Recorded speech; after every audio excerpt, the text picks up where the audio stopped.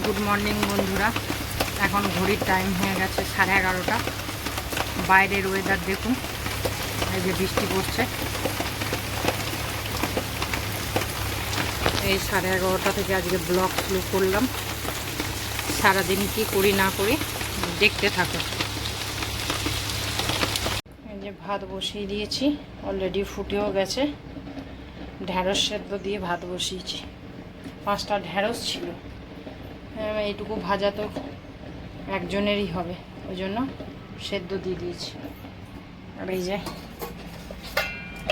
এখানে কাঁকরোল ভাজা, আর এই যে পুঁই শাকটা পরিমাণে অনেকটাই ছিল, আমি অতটা উঠবে না বলে একটু রুটি দিয়ে আমার হাজব্যান্ড আর আমি খেয়েছি, আর একটু একজনকে শেয়ার করেছি। এই যে বিছানাটা টান টান করে চাদরটা পেতে নিলাম। এটা পুরনো চাদরই ছিল, ঝেড়ে পরিষ্কার করে নিলাম। আর ওই জানলায় যে নেটটা লাগানো ছিল না, নেটটা বিড়ালে ছিঁড়ে দিয়েছিল। কদিন ধরেই ভাবছিলাম ফেলে দেবো, ফেলা হচ্ছিল না।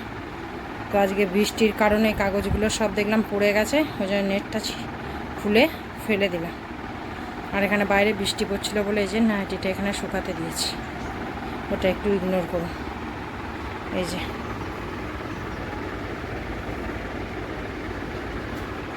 বন্ধুরা লাঞ্চের মেনুটা শেয়ার করে দিই, চলুন। এই যে কাঁকরোল ভাজা, আজকে খোসা ছাড়িয়ে ভেজেছি। আর এই যে পুঁই শাক,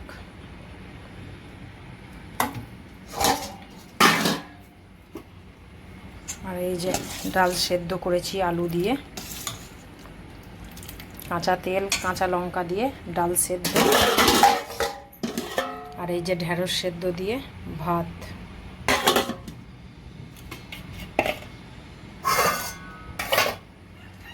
দেখায় একবারে, এই যে ব্ল্যাক স্টোন মুছে গ্যাস পরিষ্কার করে যে ক্লিন করে নিয়েছি। লাইট জ্বালাই, সিনটাও পরিষ্কার করে নিয়েছি, এটা তো প্রতিদিনের কম্পালসারি কাজ। এই যে আর এই যে আলু ছাড়িয়ে রেখেছিলাম তরকারি করব বলে, কিন্তু তরকারি করলাম না, কারণ বড় ছেলে খাবে না।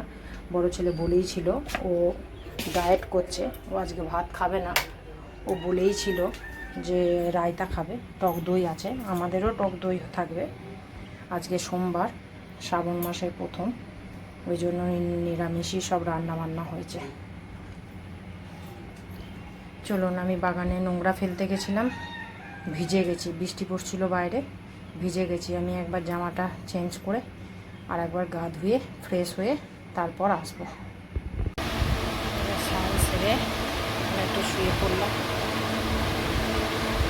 উপরের ফ্যানটা চালিয়েছি।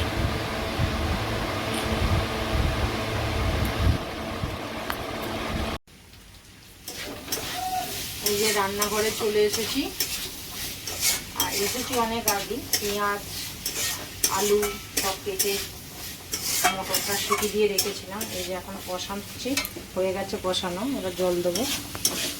দেখুন, আর আমার ছেলেকে বললাম একটু ক্যামেরাটা ধরে দে, কারণ 10টা বাজে, এরপর ক্যামেরা ধরে করতে গেলে অনেকটা লেট হবে। আর দেখুন এখানে, এই যে এখানে দেখুন আটাটা মেখে রেখেছি, রুটিটা এখনই করব। তরকারিটা সেদ্ধ, মানে মটর তো সেদ্ধ আছে, আলুটা জাস্ট কড়াইয়ে দিয়ে ওটা ফুটতে দিয়ে আমি রুটিটা করে দেব।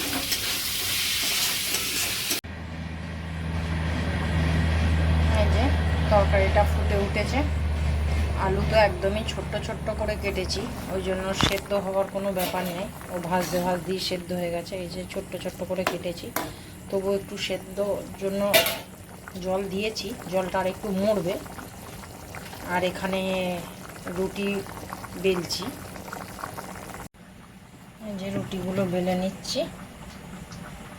এর তলায় পেপার পাতি, কিন্তু পেপারটা নরম হয়ে গেছে। এই 3-4 দিন ধরে তো বর্ষার কারণে পেপারটা একদম পুরো নষ্ট হয়ে গেছে, ওই জন্য ফেলে দিয়েছি। আর পেপার আমাদের বাড়িতে কেউ পড়ে না, পেপার নেই বলে ইয়ে করা হয়নি।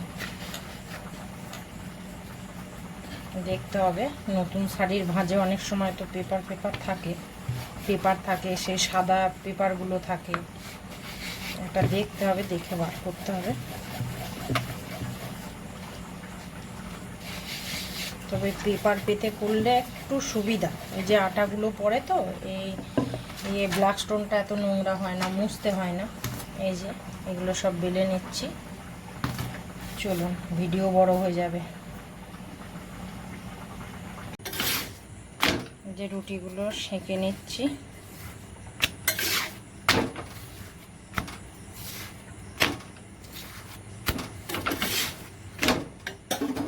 আর অলরেডি এই যে 5টা করা হয়ে গেছে। চলুন আমি রুটিগুলো করে তরকারিটা নামিয়ে তারপর আসছি। এই যে রুটি রেডি করে ফেলেছি, একবার আপনাদের ফাইনাল লুক দেখায়। এই যে রুটি আর এই যে ঘুগনি কড়াইতেই রেখেছি, কারণ ঠান্ডা হয়ে যাবে বাটিতে ঢাললে। হাজব্যান্ড আসেনি, এলে তারপরে খাওয়া হবে বলে কড়াইতেই রেখেছি। কেমন হয়েছে অবশ্যই জানাবেন। আর এই যে রুটি করার পর এই ব্ল্যাক স্টোনের এই অবস্থা হয়, এটা এখন ক্লিন করব, পরিষ্কার করে তারপরে রাখবো, তারপরে হাজব্যান্ড এলে খাওয়া দাওয়া করব। তাই চলুন, ভিডিওটা আজকে এটুকুই থাক। আগামী দিন নতুন একটা ভিডিও নিয়ে আপনাদের সামনে হাজির হব। ততক্ষণের জন্য সবাই ভালো থাকবেন, সুস্থ থাকবেন, আর আমার চ্যানেলে সাপোর্ট করবেন। আর যারা আমার নতুন বন্ধু হয়েছেন অথচ ভিডিও দেখছেন, তারা সাবস্ক্রাইব যদি চ্যানেলটাকে না করে থাকেন, তাদেরকে অনুরোধ করলাম চ্যানেলটাকে সাবস্ক্রাইব করে পাশে থাকবেন। টাটা বন্ধুরা, গুড নাইট।